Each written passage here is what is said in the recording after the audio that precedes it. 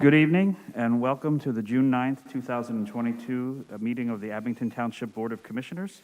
And may I have a roll call, please? Commissioners Brodsky, Here. Rothman, DePlacido, Vaughn, Here. Thompson, Here. Weingrad, Here. Henry, Here. DePone, Here. Carswell, Here. Spiegelman, He's here. Bowl, Here. Shriver, Here. Bowman, Here. Vice President Veagy, Here. President Hecker. Here. Please note that Commissioner Rothman is excused, and I believe Commissioner DePlacido will be joining. That was his intention. Can we please stand for the Pledge of Allegiance?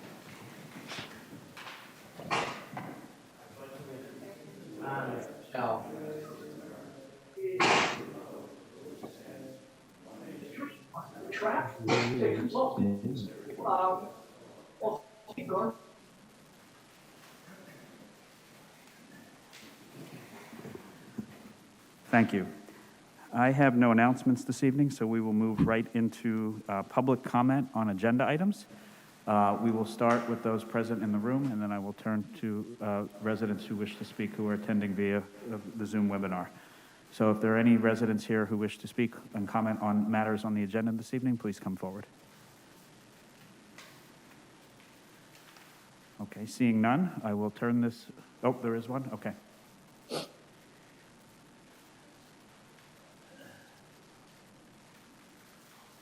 Evening, sir. Just give us your name and address for the record. My name is Matt Toomey. My address is 2102 Fortune Road, Glenside, Pennsylvania, 19038. I'm here to speak on the responsible contracting language. And I just wanted to make clear, the purpose of being a taxpayer and why I feel the dollars being sent should not be the lowest bidder per se. It should be people that are responsible. And what that looks like is, why would the public body ever want to pass on the lowest bidder? The answers have to do with ethics and the opportunity to hire the safest, most qualified company available to perform the work on behalf of the taxpayers. There's companies out there that are willing to do the work at lower prices just to get the work, but you may not get the quality in the future. A community can help ensure that it hires only responsible companies, passing a responsible contracting ordinance, a resolution adopted into the public body's procurement codes that specifies certain criteria that a contractor must meet in order to be eligible to even perform the work in the township. The reason why I believe this is important is because with the influx of money coming into the state of Pennsylvania, I think you're going to have a lot of fly-by-night people coming into the township. I think you should have accountability and understand who's going to be here, right? It's about transparency and accountability. So if you consider responsible contracting language, I'd really appreciate it. Thanks for your time. Thank you for your comments, sir. Anyone else here in the room wish to comment? Seeing that there are none, we will now turn to those who are on Zoom. Mr. Tobin, you're unmuted. Okay, thank you. I also want to speak about responsible contractor, and I'm more concerned of the language and the percentage that is still in there. I think I spoke about this the last time, but I just want to make sure everybody understands if you put in there 70% of the workers must have completed an apprenticeship course. What that means is any projects that are done, 70% of those workers are going to be journeymen. We're going to be paying the highest rate for those workers, even if that work could be done by apprentices. Because the language you're saying is completed the apprenticeship course. Can you stop the clock for us? Mr. Tobin, I just want to interject and make sure that we have clarity on what the ordinance itself does say. The last line of that, in that section says that, well, I'm just going to read it. The construction manager, general contractor, or other lead or prime contractor responsible for the project shall ensure that at least 70% of the craft labor workforce employed on the project workforce shall be comprised of either journeyperson workers who have successfully completed an apprenticeship training program registered with and approved by the U.S. Department of Labor or a state apprenticeship agency, or registered apprentices currently enrolled in such programs. So the ordinance itself does not require that 70% of the workers have actually completed the program. Please continue. Okay, oh, so that part, I didn't see that part added in there. That wasn't in there the last time where they have to be enrolled in the program. So it's saying, so basically it is saying that it should actually be then 100% of the workers should be in the apprenticeship program or have completed it, not 70, because you don't want to have, what about the other 30%? Could they just be like any idiot off the street, you know? So, no, I'm good. I'm glad you pointed that out, because I did not see that when I read that ordinance. I did not see that it gives the flexibility to, so it could be a first-year apprentice or a journeyman, correct? Yes. Okay, all right, never mind, I'm good then. But it should be every employee should either be an apprentice or have completed the apprenticeship course, one or the other, not 70%. Thank you for your comments. Okay, thank you.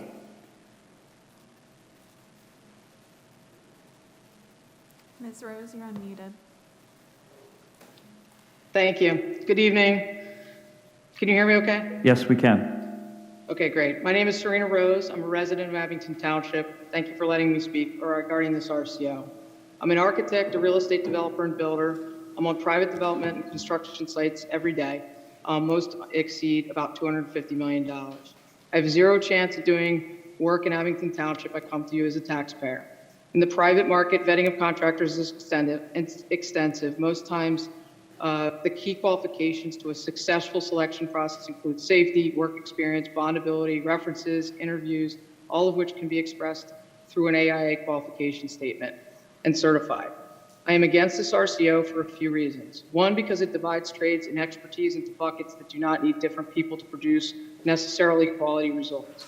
Conversely, if one person, for instance, a carpenter, has training to install a window, waterproofing, slashing, sealants, and caulk, that carpenter should be able to do that work. Often formal apprenticeship training is great. I'm an advocate for it, but it can be a bit narrow, and well-rounded body of experience, supplemental training, things like waterproofing techniques make for a better and more well-rounded installer and leads to a better quality of work. Pulling apart expertise into buckets, adding some contractors that are required to have gone through apprenticeship specific to a specific task, sometimes makes sense for large jobs, but it should not be a requirement, nor should the township be dictating that a glazer install a window when a carpenter can do it. If you guys, I'm sure you all don't have degrees in political science. You recognize that there's a lot of ways that you can get experience. Every time a GC adds a subcontractor to a job, it adds a scenario where responsibility gets blurred. Folks point fingers where there's an issue, for instance, a window leak. It doesn't necessarily translate into quality. Requiring a firm to add a sub simply because they have 70% of their workers who've gone through a painting apprenticeship is not practical and is not always smart for smaller projects. Let's just say a contractor was renovating the township office. They installed 3 doors as part of their scope of work. Are we really expecting them to hire a subcontractor for that has a painting apprenticeship? Every time you add a sub, you increase cost to that part of the work, close to 15% overhead and profit for the sub, along with the costs you're paying for the GC to manage that, coordinate other subs, respective work, plus the cost of the time of the coordination, which is also not free. Just to play out that a little bit further, you have prevailing wage, certified payroll, records management, all of those things cost money to track. It is a burden on the township to ensure that contractors have been well vetted at the beginning of a job. That is tough, I know. If that process is broken, I think we should fix that. We should not be selecting a contractor we should be selecting contractor based on qualifications and best price, not by vetting every single person on the job just because of how they develop their career. Who will be charged with this vetting information? Who knows what training happens in each and every apprenticeship program? Abington does not need an RCO that increases the vetting burden exponentially in the paperwork that Abington Township has to review. It needs to change the rules and be able to exclude poor performance contractors that have poor performance. Most municipalities are reversing these RCOs. Please consider tabling this vote and think long and hard about why others in your circle are bringing these to other townships when they have about a 100% chance of resulting in some sort of litigation. Let's take our time. Let's correct the vetting process. I am here to help with that. I sign hundreds and hundreds of contracts a year. Thank you for your time. Thank you for your comments. President, can I ask Ms. Rose a question? Yes. I'll allow it. Thank you. Thank you for participating, Ms. Rose. You had mentioned that you believe that, in your experience, 70% apprenticeship is not practical. Is that what you said? I don't, it depends. If I don't think it's meetable right now. There's a lot of barriers to entry that people don't realize. Some disproportionately affecting people who maybe didn't grow up with an uncle or a father in the trades, develop their experience in a different way. So my question is, what percentage is practical? I think that it's admirable that the township wants to encourage apprenticeship, and I also do, but I don't think that there should be a mandatory threshold of any more than 50% of persons working in the field on apprenticeship. Actually 25%, I scratched that, because the ratios at the state in order to enter the apprenticeship program is 1 to 4. So you need 4 journeying persons to train 1 individual if you're not signatory. Thank you. Thank you. Thank you. We'll take the next public comment. Ms. Lehman, you're unmuted. This is Laura Lehman from Meadowbrook, and I just want to start out by saying it's very close to 7:30 at this point. We're halfway there, and we are not even done public comment. And for you to set the next meeting at 7:30 is a complete disrespect to the residents in this township. You know that this agenda was going to take more than a half an hour. And I'm asking you, please, to respect the people that you are supposed to be serving. You can set this at 8 o'clock, and good golly, if you get through it in a half an hour, how wonderful. You can sit for a half an hour and share some information on the various projects that you have in front of you.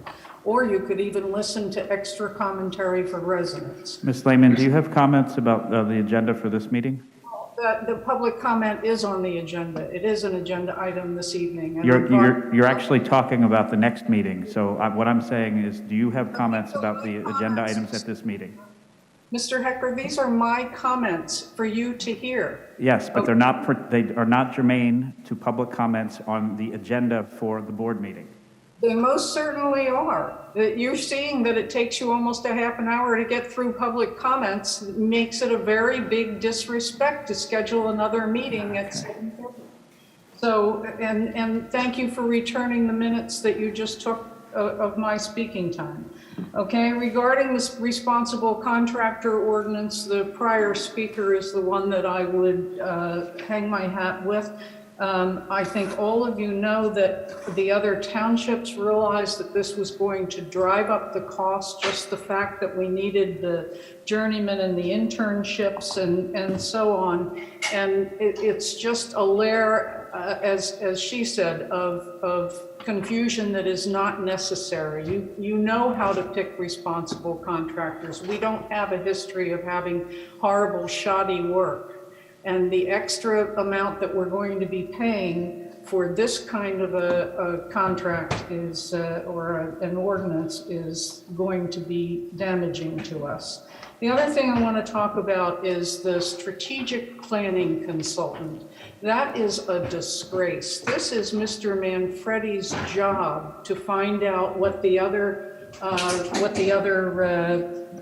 departments need to know, what the employees have to say. That's his job, to be in touch with the employees and the department heads and to coordinate all that. And when he hires that out so that he can be busy, as he always is, with contractors doing things like making TODs all over our township and overlay districts and things that we don't want, instead of focusing himself on how to manage this contract for the benefit of the residents. And Raftellus' program, as they laid it out, was that they are going to actually formulate their plan by working with the administrators, the employees, the staff, and the commissioners, and everybody but the residents, and then they'll bring in the residents. But it's the residents that we're supposed to be doing this for. And one example is that, you know, they said— Ms. Lehman, I have extended your time. Please wrap up your comments. I will. Raftellus said that they're going to make sure that the residents are heard and that their voice is reflected.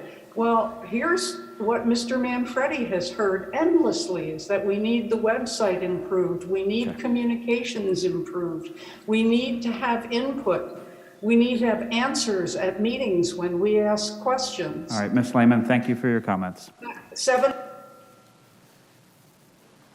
We will now move on to the, oh, we have one more, I'm sorry. It wasn't there a moment ago.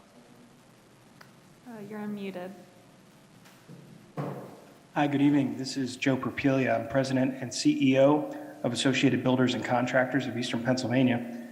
And I wanted to talk tonight regarding the Ordinance 2193.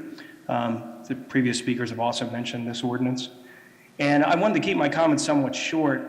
We have some experience in my organization of reviewing responsible contractor ordinances. And many of them, including this one, have some language that will exclude certain contractors from being part of your bidding pool. And I think, you know, I do commend the township for considering qualified contractors should be doing work in your jurisdiction. That's absolutely necessary. It's commendable that you're doing that. The previous speakers have also mentioned that. But the one part that we have an issue with, and there are many other city councils that have run into this, townships, school districts, that parts of this RCO regarding the apprenticeship requirement inherently will contain a piece that excludes certain contractors who may not participate in an apprenticeship program, but their employees are actually qualified and have been qualified to do work in the township. And I would request that you table this only because that you probably already have contractors that would be excluded if you pass this, and you should know that before you pass it. And also included in this is that when you have an ordinance that may limit the amount of bidders you get, you restrict your bidding pool, which is going to drive up cost for your administration. And I know some previous speakers have said that as well. And again, in an experience that my organization has had, that has occurred, whether it be county level, school district level, et cetera. And we get those calls. We get those calls from the administration. We get those calls from the folks that are responsible for procurement. And I just, again, ask you to table this. I don't know if there's a rush to do this or if there's a particular incident that you're trying to solve or you're maybe attempting to be proactive, and all those things are good. But if there is not a rush, I would just ask that you table that and bring in both the signatory side and the non-signatory side to give you some additional data, some additional feedback, and I think you'll have something that meets your ends. Or you may not need an ordinance at all. You may just need an update in your procurement policy to make sure that you're getting exactly what you want. So I wanted to offer assistance from ABC, and again, ask, don't just ask ABC, but bring in anybody attached to labor to give you further data and feedback before you move forward. I thank you for your time. Thank you for your comments, sir. Just one last check. Is there anyone in the room that wishes to speak to any agenda items this evening? Hearing none, we will move forward with the consent agenda, and for that I will turn to Board Vice President Matt Vahey. Thank you, Mr. President. As you stated, the first item on our agenda tonight is passage of the consent agenda, which is very short, listed as A and B, and I so move. Second. It has been moved and seconded. All those in favor? Aye. Aye. Aye. Aye. Any opposed? The motion carries. We will then move on to, we have no unfinished business this evening. We will now move forward with new business for the board, and again, I will turn to Board Vice President Matt Vahey. Thank you, Mr. President. First item of new business is letter A, BOC-01-060922, Motion to adopt ordinance 2193, establishing procedures for certification of responsible contractor requirements, and adopt resolution number 22-015, a resolution supporting the enactment of a responsible contractor ordinance. And I so move. Second. It has been moved and seconded. Are there comments or questions from commissioners here in the room? I have a comment, Commissioner Zepone. Hold on, Commissioner Zepone, just checking to see if anybody in the room has a comment, and then I'll get to you. Commissioner Weingrad. Thank you. I'm generally for this. I'm for an ordinance that's like this. My concern is, and I think some of the speakers had some valid points about the percentage of people in apprenticeships, and would be a preclusive effect on some of the other contractors that are doing jobs right now for the township, but wouldn't be qualified under this ordinance. I'm generally not in favor of, I don't like tabling things. I think that if we're going to consider, we're going to consider and then vote. But I think it's something that maybe we ought to consider tabling, because it just might be something that's worth some further discussion. Again, I'm not saying I'm against an ordinance like this. I'm just concerned about what this ordinance with this specific language is going to do for township business. So I'm throwing that out there in terms of trying to get a debate going, but that's what's going through my head right now. Okay, well, thank you, Commissioner Weingrad. Other comments from commissioners here in the room? Commissioner Schreiber. Yeah, I already gave my comments at length 2 months ago when we first brought this up, so this has been in front of the board for 2 months now.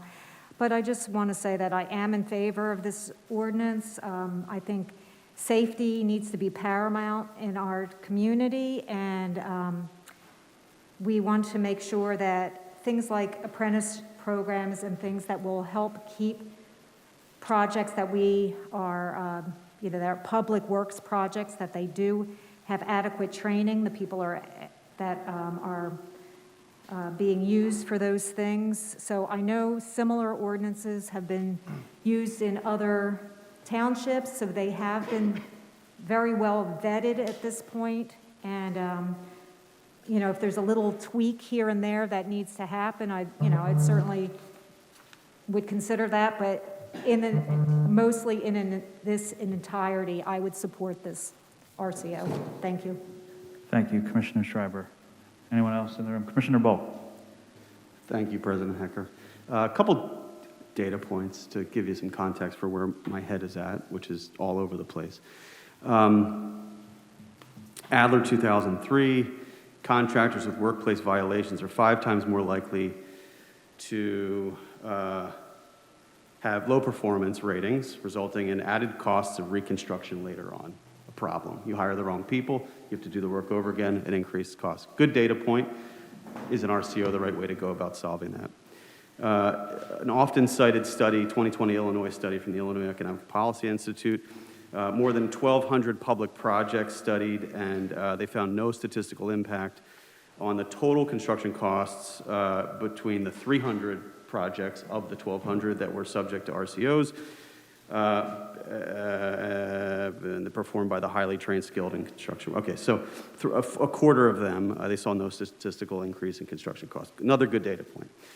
Is it positive that we want to increase competition among qualified contractors? Of course, nobody disagrees with that. Is it valid to say that it is admirable for us to want to try and reduce back-end reconstruction and litigation costs? Right, as cited in 2010 by another source. I can't read my handwriting for the authors.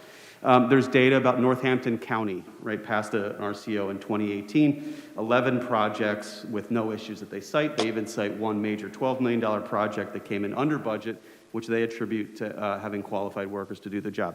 Now, that's a good example of where my head is at, because I'm really thinking about this as a situation where I'm not sure that we have a problem that we're trying to solve for right now, and the future evaluative criteria that we're going to use to look at whether or not this was worth it is an absence of a problem in the future. Right? So that is very vexing to me, right? So it leads me back to this, what is this problem that we're trying to solve for? I applaud the work of the township and our solicitor in laying out so much documentation about the future labor shortage.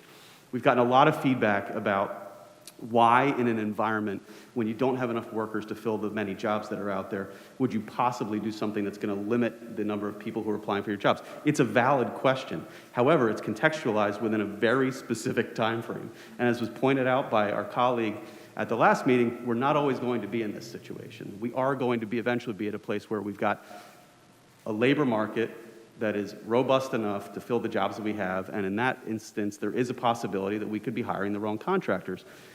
With the public trust, we do have a responsibility to make sure that we're using the dollars we're entrusted with efficiently, safely, and we're doing the jobs right the first time. Conceptually, that all makes sense to me. I also don't disagree with my colleague, Commissioner Weingrad, when he brings up that there are some questions out there. What are the unintended consequences of doing this? There is a lot, and we've all seen it in email. There is a lot unstated in the feedback that we've gotten. There is a lot. And we need to cut through all of that because there are a lot of perspectives and there are a lot of priorities and there are a lot of ideologies that are not being stated in good faith when they're asking us to pass or to not pass this. As I think about it very pragmatically, I want to do the right thing with the township's money and the taxpayer resources over the long term. And in my head, the question is an RCO the right tool to accomplish that, or are we a hammer looking for a nail? So I'm really eager to hear the feedback from everybody else, eager to think through this, eager to ask questions, and I apologize for not doing this sooner. I guess I'm a late bloomer in this regard, but I'm sort of processing in the moment, but I thank everybody for their good work to get us to this point. That's where I am now. Thank you. Thank you, Commissioner Bowe. Anyone else in the room? If not, I will first start with Commissioner Zappone. Okay, it's a few points, comments. So from what I'm hearing, if this ordinance, to me, it's a little discrimination against non-union contractors. Over the 50 years I've been in the construction industry, I have projects and I had non-union contractors on the projects, $20 million projects, never had an issue. I heard safety come up, okay? In the projects that I had non-union contractors there, they had safety meetings, safety briefings.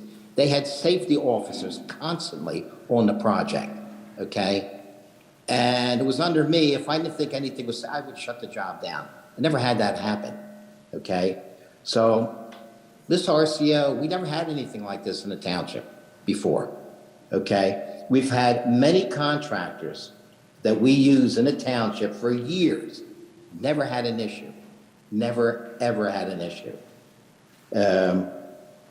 Union rates are much higher, okay? So again, it goes back to taxpayers' money.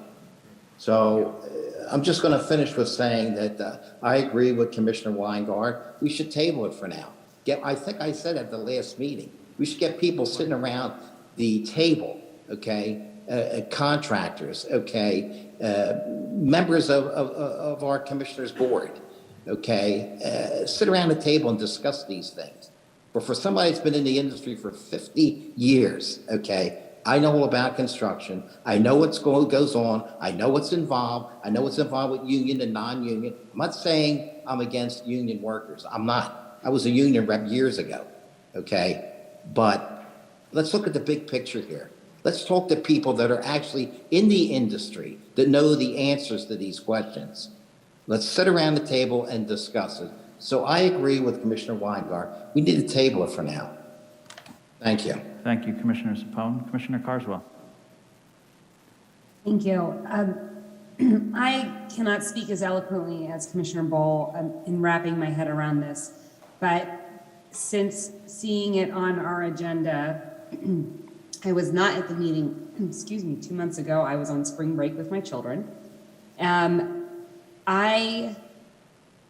I don't understand why this was brought before us. No one has approached me to promote this and encourage me that we needed this. I've not seen complaints from our township staff about safety or other concerns about the education or training of the contractors coming before us.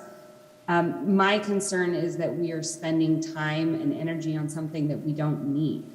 Now, I am not someone who says status quo is fine, don't worry about the future. And I think it's important that we try to, fortune tell that future. But I don't understand what the problem is that is pushing us to make this a priority. And I have not heard anyone articulate the specific issue that we're dealing with here in Abington that has to be addressed by this. Thank you. Thank you, Commissioner Carswell. Commissioner DiPlacido.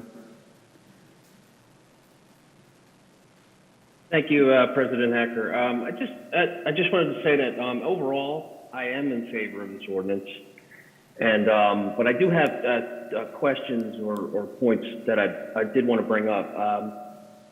The question would be, is this subject to township projects and construction and development only, or does this branch out to other projects in the neighborhood by other developers?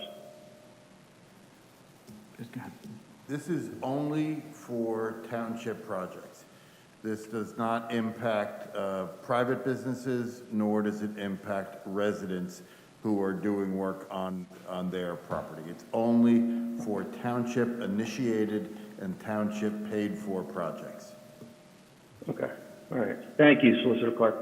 And my other question or semi-comment would be, are we, in this particular ordinance, married to the price tag of $250,000, and or can that be moved or bumped up at any time, even now, to say $500,000 or $500,000?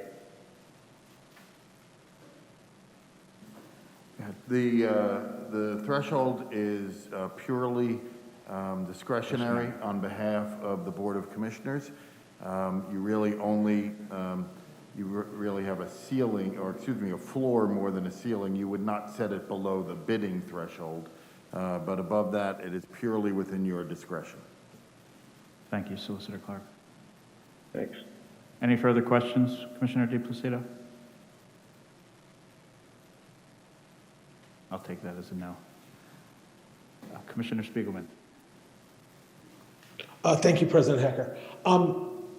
One thing I did want to point out, I know a lot of folks from the construction industry, including some who made very cogent comments tonight, have been reaching out to us and citing examples of various municipalities or listing various municipalities, suggesting that there's been a big rush by municipalities that have adopted RCOs to suddenly repeal them because they were somehow disastrous. And I looking into it, what I found is actually the RCOs that have been, that have been put up on blocks, basically been for fine tuning. There really hasn't been this rush to reject an outright repeal because of all kinds of problems. It really has just been fine tuning, which is obviously something that is within our power at any time if we adopt our RCO. So just wanted to point that out. Thank you, Commissioner Spiegelman.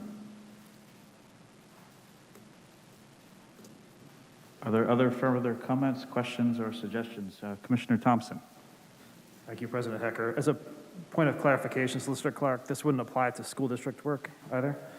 No, just township-initiated projects. The school district, any other government entity that does work in Abington Township would be, they would make their own rules. Would not apply for the school district. Okay, thank you. And in terms of the threshold, escalating the threshold, as we just heard from Commissioner DiPlacido, if we were to do that, is that something that needs to be re-advertised, or is that something that we could amend tonight? So I would think that you could amend the ordinance if you wished without needing to re-advertise. You're not adding an element that was not previously in the ordinance, nor are you removing an element that was previously in the ordinance. I think frequently dollar thresholds or time periods get changed during the time period. I think the purpose of re-advertising is that anyone who might have interest in the ordinance would be aware that substantial changes are being made. anyone who has an interest in the ordinance knows that there's a dollar threshold at $250,000. So if it was raised to $500,000, I don't think that would require re-advertising. So then I would actually back Commissioner DePlacido's thought in terms of escalating that threshold up to at least 500,000. I would even recommend 750,000, but I'll leave that to the rest of the board. Mr. Thompson, can you say that again? I'm sorry, I didn't hear Sorry, it. it's the math. That's okay. I support Commissioner DePlacido's thought on escalating the bid threshold, or not the bid threshold, but the threshold for this ordinance from 250,000 to at least 500,000, and I would really recommend 750,000 on that. Okay.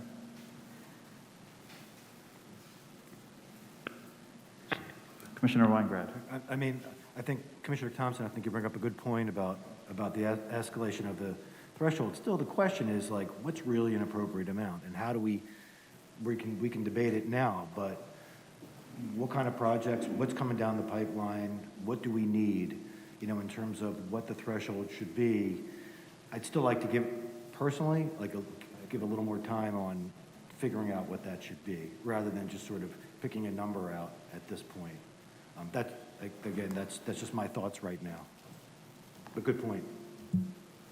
Commissioner Schreiber.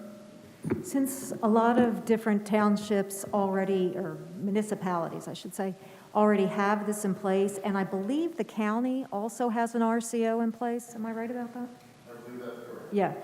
Yep. Do you know what, is 250 the standard, or do they all put different numbers in? Do you know what the county has in? Do you know what other municipalities have as their number? I think it varies. I don't think there is a standard. Some are as low as the bidding threshold. I think the counties tend to have a higher number, and I think that's because there are a lot of smaller jobs, but it's all over. I don't think there's any standard number. Vice President Veggie. Manager Manfredi, I'm sorry to put you on the spot. Do you have a sense of how many projects we do a year that are in excess of $250,000? In excess of 250, we have a number of projects that would be in excess of 250. The largest project that we're going to have that we're going to be going to bid on very shortly is the mechanical systems on this building. Correct. And it would really depend on how many. I think the point of what projects are we going to have in the future, as you know, we're going through a lot of planning right now, stormwater, paving. It's going to be difficult. I think we're going to have more projects of larger amounts, more so than what we have right now. Most of what we do a lot of our own work. So I don't think a lot of it will apply, but I think the future projects will be something that it would apply to. And we won't know what those numbers are until we go through our strategic planning and budget processes. Okay, thank So you. would 250 or 500 make a difference? Or not really, because they're bigger projects anyway. It could. I wouldn't. Okay. Commissioner Bowe. I think respectfully, I don't know if I disagree, but I would question a little bit whether or not it's the right mechanism to move the threshold, because if the goal would be to limit the amount of projects to which this is coming to bear, I guess that excludes fewer people. We're still left with the question of, are we willing to are we willing to tolerate the exclusion of certain bidders to work on township projects because we have decided that it is more important, because we're spending the public's money, that we get as close to a guarantee as possible that the workers who are working on these projects have gone through a training program that makes them qualified to do that work, right? Does that mean, this is not a zero-sum game, does that mean that a third-generation family business who has been passing down good training opportunities does not have qualified workers? Of course not. But to the extent that we can think about as a system whether or not we have the ability to vet those workers, are we putting our bet on apprenticeship programs? That seems to be the point of an RCO. And that's sort of where I am, I guess, regardless of what the threshold is. Thank you, Commissioner Bowe. Thank you. Commissioner Thompson. Solicitor Clark, back to you. The threshold, it applies to subcontracts under the prime contract as well? So if I have a prime contract that's $3 million and I have a subcontractor that's a $250,000 subcontract, would the RCO apply to that subcontractor? It would indeed.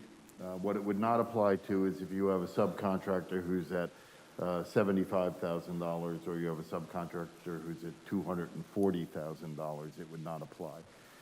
What the ordinance is written in such a way as to not allow contractors to attempt to break down a contract in the smallest possible increments to avoid the ordinance. We don't let an electrician, for instance, come in and say, well, the running of the conduit is $30,000 and the running of the wire is $50,000. That's all electrical work. But yes, subcontractors need to apply. Okay.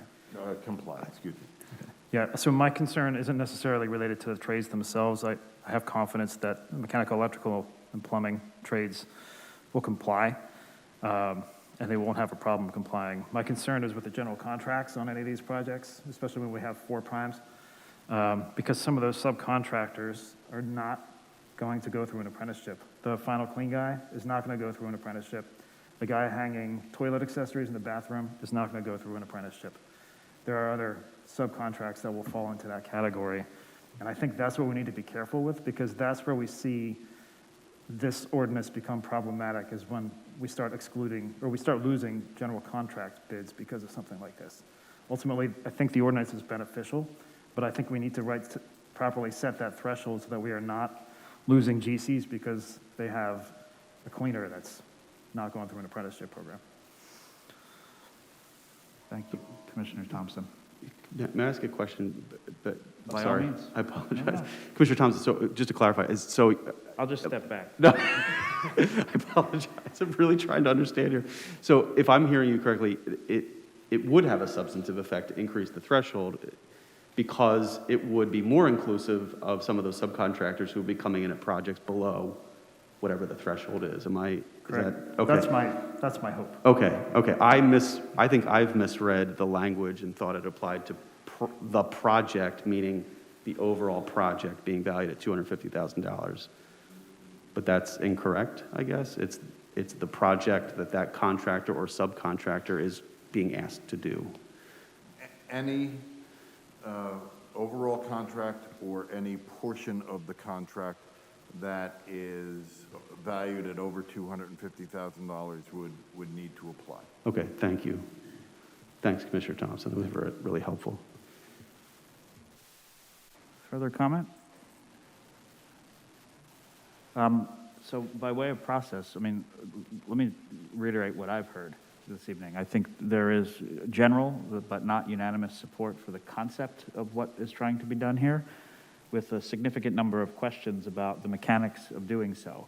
But I'll remind my colleagues that by way of process, what we have is a motion on the floor which has been seconded, and absent any other call for action, the next step is to take a vote on the motion, on the ordinance as it's written. So I just put that out there before I move to do that.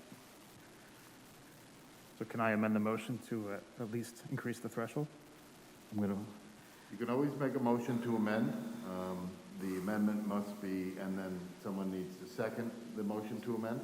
The amendment must be accepted by the person who made the original motion and the person who made the original second. If not, you vote on the original motion. May I make an observation? Yes. I think it feels to me a little bit like we're flying by the seat of our pants with what the exact specifics should be about this. That's just my observation. And so with that, I mean, the board members are free to do whatever they wish. Can I motion the table, or does that, you still have to go through this first motion first? We do. We have one motion on the table, one motion on the floor right now, which is a motion to approve the RCO as advertised and as presented. A motion to table is always appropriate. We don't have a motion from Commissioner Thompson at this moment, so a motion to table is always appropriate.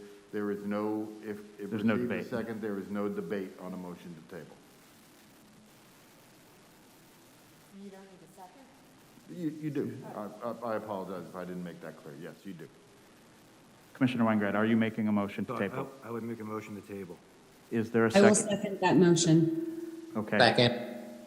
So the motion has been seconded, and so I'm calling for a vote, right, Solicitor Clark, on the motion to table? Correct. All right. All those in favor of tabling this matter? Aye. Aye. Aye. Any opposed?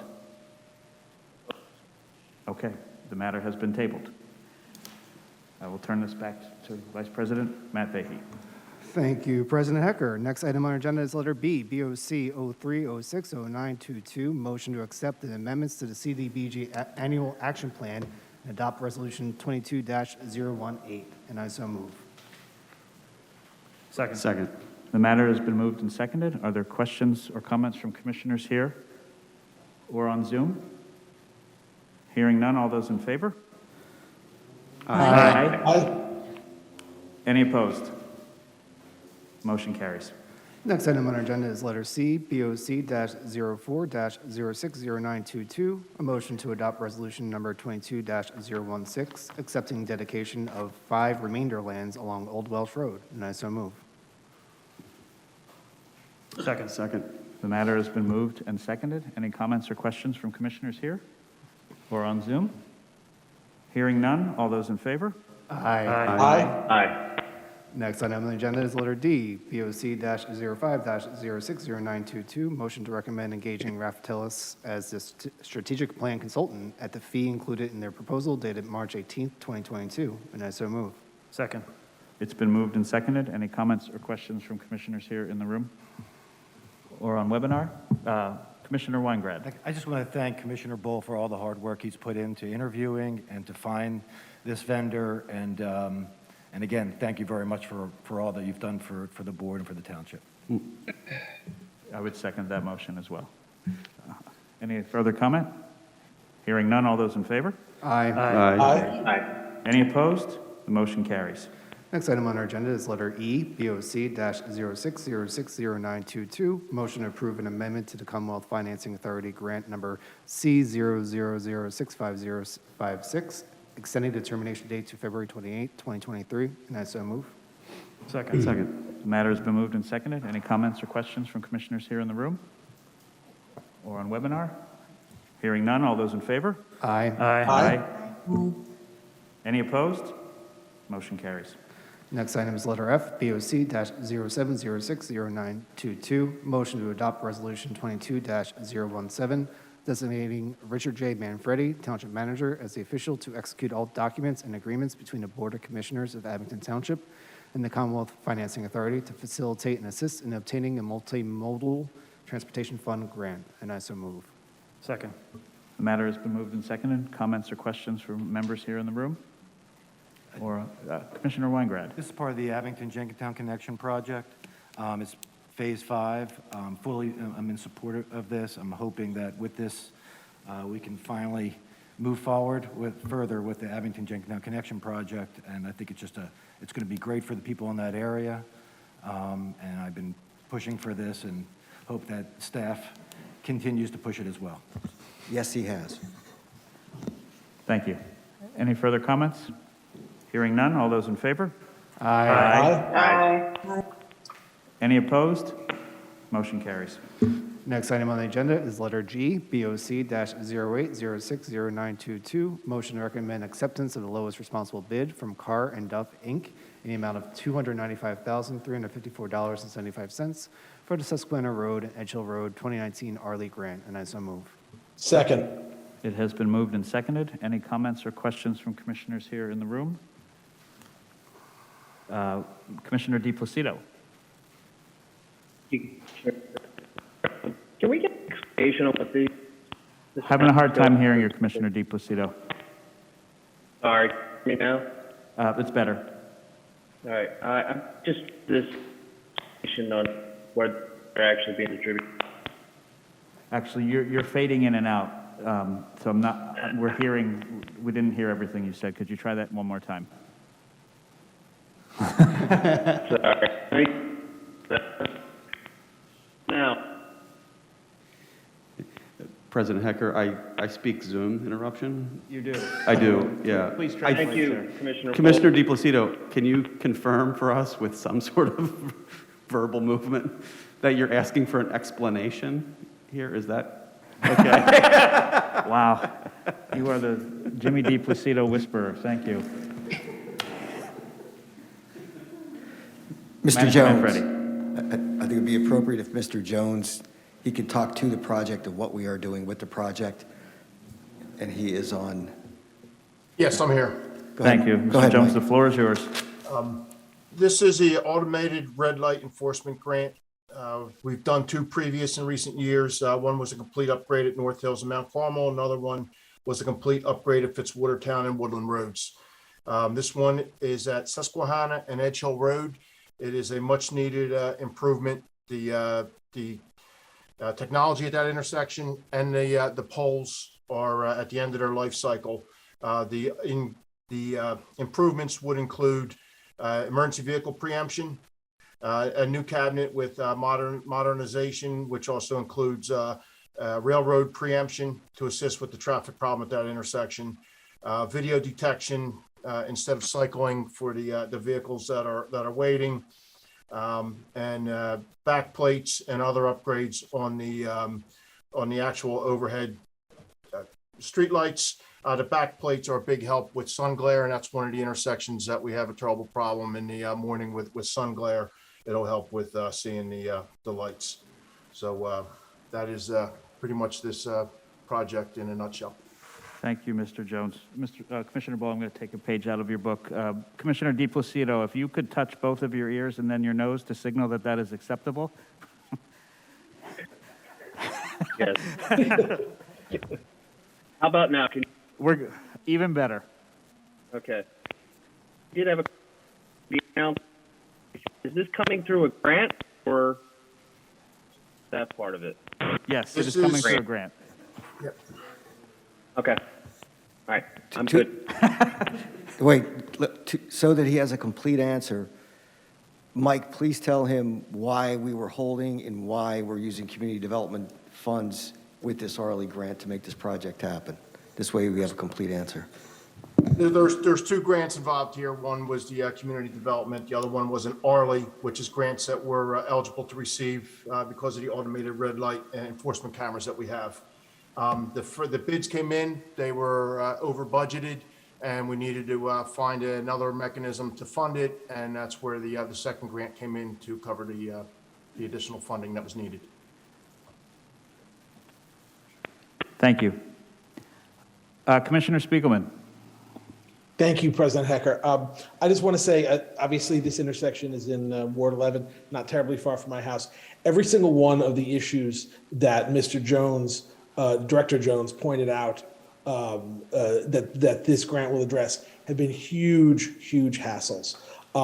That intersection is, that intersection is vulnerable to almost every problem you can imagine, short of zombie attacks. Because of the ill timing with regard to train traffic at Roslyn Station, traffic backs up all the way from Eastern Road on Susquehanna, from Eastern Road to Edge Hill and beyond.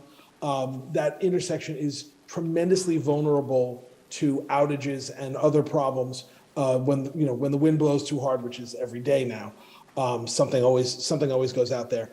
I cannot thank Director Jones and Manager Manfredi and everyone else involved in putting this funding together. Frankly, this is part of the reason I've been such a supporter of our Arley participation for the better part of a decade now. I hope that everyone will support this, including my friend Commissioner DiPlacido, who is now relegated to using only hand signals. Thank you very much. Thank you, Commissioner Spiegelman. Any further comments or questions? Hearing none, all those in favor? Aye. Aye. Any opposed? The motion carries. That concludes the business of the Board of Commissioners. Thank you, Vice President Vehy. We will now turn to the Finance Committee, and for that, I will turn it over to Commissioner Stuart Weingrad. Thank you, President Hecker. First up, we have the Treasurer Report. Is Mr. Blumenthal on the line? Yes, I am. Thank you, Commissioner. For the sake of brevity, You all have these reports in your packet. I'd be happy to entertain any questions you may have. Are there any questions? Back to you, Commissioner Weingrad. Okay, short and sweet. Thank you, Treasurer Blumenthal. Next up, item FC 01060922, motion to approve the April 2022 expenditures in the amount of $2,182,781.04 in salaries and wages, and the amount of $2,040,917.47, and authorizing the proper officials to sign vouchers and payment of bills and contracts as they mature through the month of July 2022, and I so move. Second. It's been moved and seconded. May we have a roll call vote? Commissioners Brodsky, Yes. Commissioner Rothman, Commissioner DePlacido, Commissioner Vaughn. Yes. Yes. Commissioner Thompson, Yes. Commissioner Weingrab, Yes. Commissioner Henry, Yes. Commissioner Zappone, Yes. Commissioner Carswell, Yes. Commissioner Spiegelman, Yes. Commissioner Ball, Yes. Commissioner Schreiber, Yes. Commissioner Bowman, Yes. Vice President Vehy, Yes. President Hecker, Yes. motion passed. Thank you. Back to you, Commissioner Weingrad. Thank you. Next up, item FC 02060922, motion to accept revised appropriations of ARPA and CDBG funds for previously allocated departmental expenditures within Parks and Recreations, and I so move. Second. Second. It has been moved and seconded. Any comments or questions?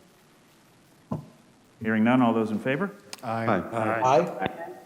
Any opposed? Motion carries. Okay, next up, item FC 03060922, motion to approve the final release of escrow number 4 for 1768 Kimball Avenue subdivision in the amount of $3,986.20, and I so move. Second. It has been moved and seconded. Any comments or questions from commissioners present in the room or on the webinar? Hearing none, all those in favor? Aye. Aye. Any opposed? Motion carries. And last item, item FC 04060922, motion to accept the Township Municipal Building Mechanical System upgrades, engineering scope of services to upgrade and modernize the existing mechanical systems at the Township Building with appropriated funds to be drawn from the approved capital budget line item, and I so move. Second. It has been moved and seconded. Any comments or questions from those here in the room or on the webinar? I have one. I'll get to you in a second. We have a question from Commissioner Thompson. Could we just get clarification from Manager Manfredi on what we're voting on this one? Sure. Manager Manfredi? Certainly. This is the scope of services Pannoni Associates. Pannoni Associates was appointed as the township engineer at a certain rate for everything that, every service they provide. As you recall, KCBA was the architect on this project, and their estimate for doing these services was $130,000. And instead of going out and looking at bringing another architect firm in, we asked our current township engineer, who had the capabilities, to provide a proposal for us to consider them doing the scope. Included in the scope of services, I believe Mr. Hassan is here if we have any questions, but there is the study phase, the design phase, the bidding phase, construction phase, review of project submissions, assumptions and clarifications within it, and any additional service which is outlined as well with a schedule or a 10-week design and a 12-month construction period. Now, we're hoping that all can be expedited and be done sooner, with a total at $70,300. I don't know if that provides enough information. Yeah, I believe it does. So basically, we're voting to award a professional services contract to Pannoni Associates for this work, correct? It's to authorize this additional work of the current township engineer in this amount. We believe because of the dollar amount, even though they're the appointed township engineer, it was more appropriate to specifically have a scope of services that you're awarding. Yes. Okay, thank you. Thank you, Commissioner Thompson. Commissioner Zappone. it was cut off. I didn't hear that whole, was this put out the bid yet? No, Commissioner, we did not go out to do a request for... You were cut off. I'm sorry, that's on my end. Commissioner, we did not go to RFP for an architectural firm because Pannoni Associates, the appointed township engineer, has the staff and the professionals on board to do the work at the rates approved by the Board of Commissioners when they were selected. And this proposal takes into account the time based on those things that I outlined for them to perform this work. And we believe we're going to save money having this based on hourly rate and hours to do this work versus a firm doing it on a percentage of project. The estimate was $130,000 with the previous consultant, and this number's coming in at $70,000. Okay, so they're putting the whole package together, the specs, the scope, and all that. Okay, again, it was cut off on my end, so that's my, thanks, Rich. You're welcome. Any further comments or questions? Hearing none, all those in favor? Aye. Aye. Any opposed? The motion carries. And that would conclude the Finance Committee agenda items for this evening. Thank you, Commissioner Weingrad. We will now turn to public comment on general matters of township business, and I will invite those here in the room to come forward.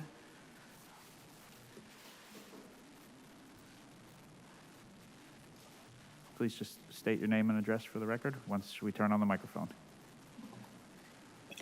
Hi, everyone. My name is Linda He. I live on 1517 Edge Hill Road, so I'm hopeful that we're getting new signals at Edge Hill. I would agree with everything Commissioner Spiegelman said. So again, my name is Linda He. I live at 1517 Edge Hill Road.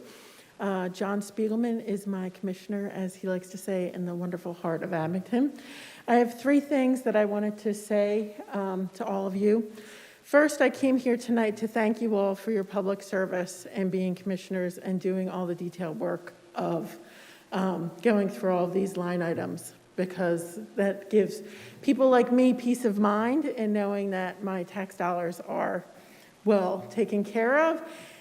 In the time that I've lived in Abington Township, my taxes have not gone up exorbitantly, and I've seen the value of the homes on my block from the purchase price that I paid in about 2004, or $250,000. My neighbors are now selling their homes for over $400,000, and they're selling in about a day. And I think that's in part to the good stewardship of the commissioners on this board, and I wanted to thank you first for that.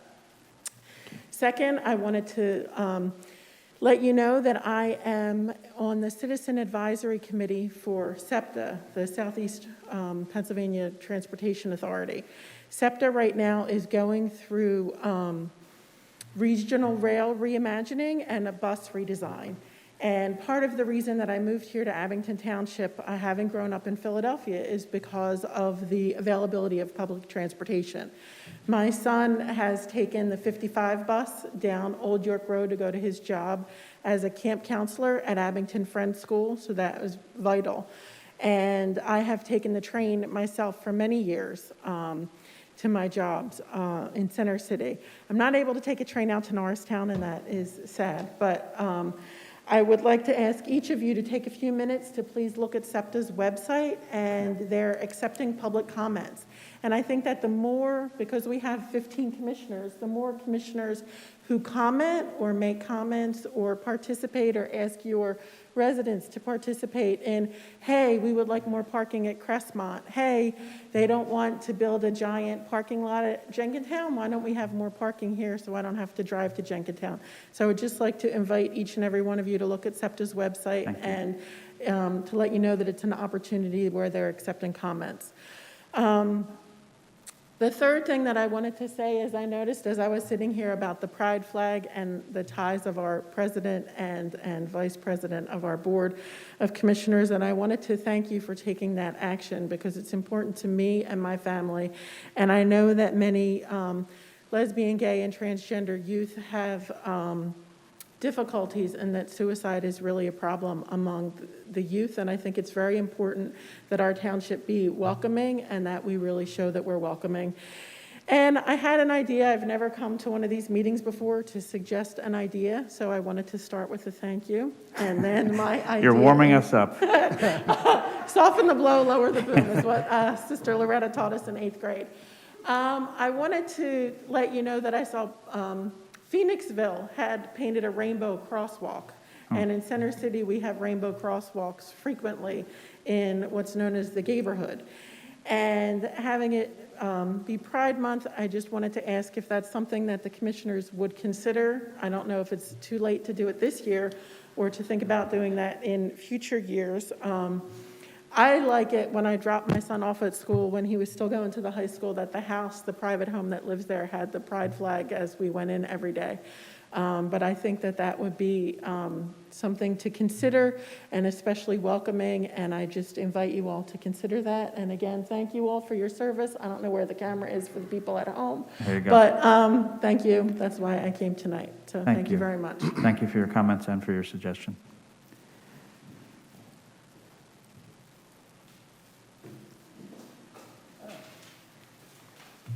Good evening, I'm Mark Weiss. My address is 1141 Deline Road in Rydell. And I'm here tonight because I received a letter on May 26th telling me that if my lawn wasn't cut by May 27th, I would be brought before the District Justice. This is in relation to Abington Township Property Maintenance Code 303.4. And the reason that my lawn was not cut is because I was doing no mow May. And you can, and that's clearly it's expressive conduct and somewhat protected by my First Amendment rights to grow my lawn long, because it's expressing my concern for the environment, the declining bee population, and generally climate change. I'm here tonight to ask the board to consider updating the 303.4 maintenance code to be more environmentally in touch with today's science. I'm now reading, and I will leave you a copy of this from a piece from the Penn State Extension Service regarding natural landscapes. And basically it talks about working with officials to improve weed laws. It says older, more restrictive weed laws were written to protect public health and safety based on the best knowledge of the day. True. However, new knowledge has replaced outdated beliefs about the hazards of natural landscaping, which means that letting your grass grow long is actually environmentally pretty sound. And that's explained through here and no mow May and all sorts of other things. And I would ask that the township take up a revision of the property maintenance code to reflect today's more enlightened environmental science. Thank you. Thank you. And if you leave the material, yeah, please leave it with Manager Manfredi. We will certainly take a look. Thank you.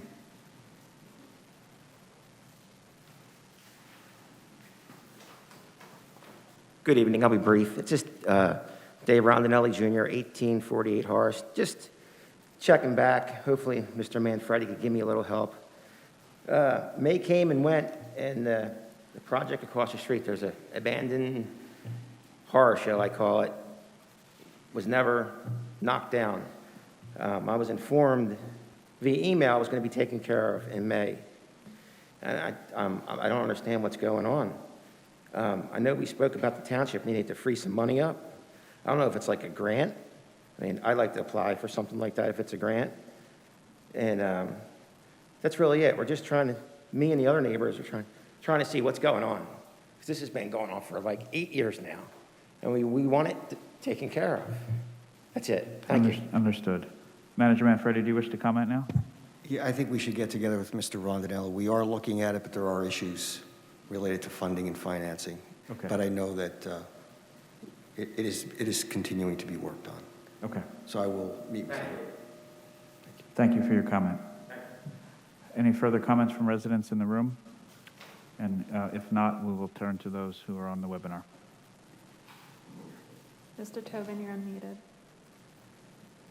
Okay, Mike Tobin, Kirkwood Street. I just got two questions and one comment. The RCO, thank you for not voting on that. Not that I didn't really have a feeling on it much one way or the other, but it seemed like there were so many questions about it. If you would have voted on it, it seemed like it would have been totally irresponsible. But the one thing is, with the RCO, I think the question that really, I think Weingrad asked it, what are you trying to fix? Or what are you trying to avoid, or what problem? I think that needs to be identified first before you can tell if it's worthwhile doing. Second thing, item D, regarding consultants. And this is just a feeling that it seems like we have a lot of consultants. We seem to be hiring more and more consultants and for this and that. How are they funded? I guess that's my question. Are they funded? Is it budgeted for? Are they hired as part of a job? Like, is the price of the consultant charged to a job, or is that, just like right out of our taxpaying dollars? So that's one question. The last question I have is, after the public got to speak prior to hearing the commissioner speak, and there was a lot of talk about the RCO. I would have loved to have spoken after that, although I think Mike Thompson asked he made a couple of comments that I would have liked to made, and there were some other guys who made some comments. But how can we change the speaking rules so the public can speak after the commissioners discuss their side of it, but prior to a vote? How can we go about changing that rule? Because prior to hearing the commissioners, it would be nice to be able to comment after we hear what the commissioners have to say. There's a lot of explanation that comes out during the commissioners speaking, and the public should get to speak after that before it's voted on. So how do we go about changing that? Does one of the commissioners need to initiate that, or is that do the citizens need to get a petition up and get enough signatures? Like, how do we go about doing that? That's all. Thank you, Mr. Tobin. In regard to your first question, the monies for the strategic plan consultant were in fact part of this year's budget as imagined last year. In terms of the public participation policy, that is an administrative policy that is governed by the Board of Commissioners. It's something that we review periodically and vote and amend as needed. So it's not something that a public petition would have any direct say in that. It's an administrative policy of the board. Move on to the next resident. Ms. Lehman, you're unmuted. Oh my goodness, Laura Lehman, Meadowbrook. I can't believe I just heard what I heard. Commissioner Hecker, do you not understand how government works? People petition their legislators to create legislation that's in their interest. For you to tell him that's an administrative policy is absolutely nuts. That's not how our government works. Stop the clock, please. What I was suggesting, Ms. Lehman, was that a public petition would not immediately translate into a change. This is a matter that the board votes on. Certainly, public perception about that always plays into how the board conducts its business, but it is the board that ultimately votes on what the public participation policy should be.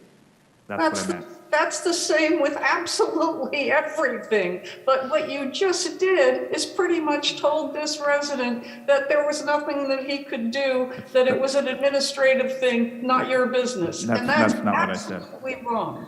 That's absolutely wrong, Commissioner Hecker. It is our #1 job to see whether the people that we elected are doing what's in our interest. And if they are not, and that includes all of their policies, all of their resolutions, and every action that they take, and if they are not, we need to vote them out.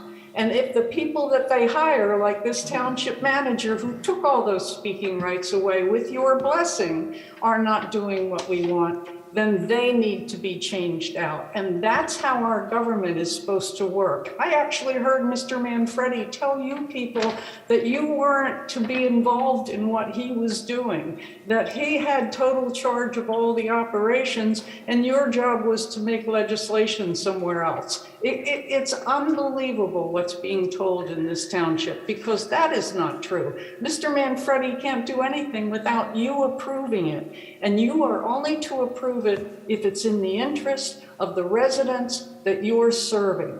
And what Mr. Tobin just told you is it is not in our interest, which you have been told again and again and again, that it's not in our interest to speak before we know what you are going to do with that item. And so now I've spent my entire speaking time addressing the problem that you created by telling Mr. Tobin something. So I'd like to talk about the issues that I still have. Well, you have 40 seconds, so please get to it. Yeah, I know. And see, that's problematic because you actually allow some people a lot more time. And last time, in sunshine violation, you allowed a resident to go back and forth with Mr. Manfredi several times while you told me I was not allowed one single follow-up, whether I understood his answer or not. And Mr. Manfredi didn't even understand the question and didn't bother to ask me, who was right there on the microphone with him. So we have a problem in this township. Okay, we have a problem. We also had a problem because we had a small group of commissioners that approved only one person for the zoning hearing board by eliminating behind the scenes, by making a decision behind the scenes out of public without even the knowledge of all the commissioners. What are we going to do about that? I would like to have something in writing from Mr. Clark about that. That commissioner told Mr. Clark and Mr. Manfredi to handle it, and neither of them did. And I would like to have that. Ms. Lehman, I have extended your time by 30 seconds. Your time has expired. Thank you for your comments. With that, we are adjourned.